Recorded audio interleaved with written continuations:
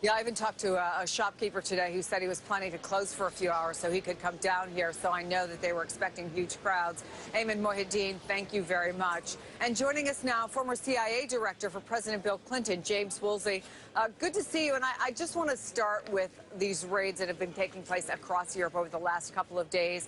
Officials have been able to link they're very specific about this, the November Paris attacks in Brussels, with the attacks here in Brussels. What does that tell you, and what indication are you getting about how sophisticated and widespread this terrorist cell was and is?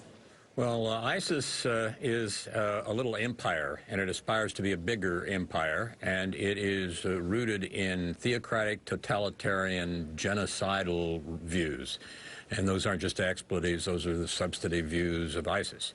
So we have a worldwide phenomenon. We have terrorism breaking out in all sorts of spots around Asia and North Africa, West Africa, and much of this is inspired in one way or another, or even guided by ISIS. We have a world war in a sense. Call it something else if you don't like the phrase.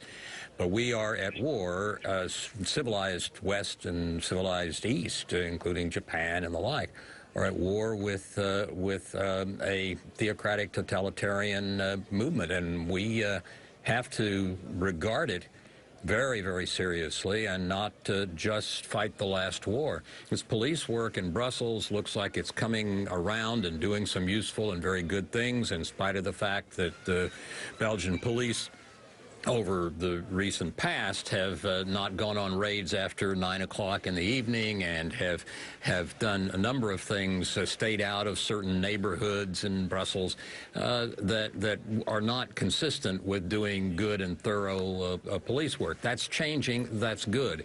But we can't just fight the last war. We have to understand, among other things, that Belgium has nuclear material, probably enriched up to a level of about 20% that it can use for medical purposes and the like. But there have been some stories about people watching nuclear facilities and trying to find out what's going on, where and when.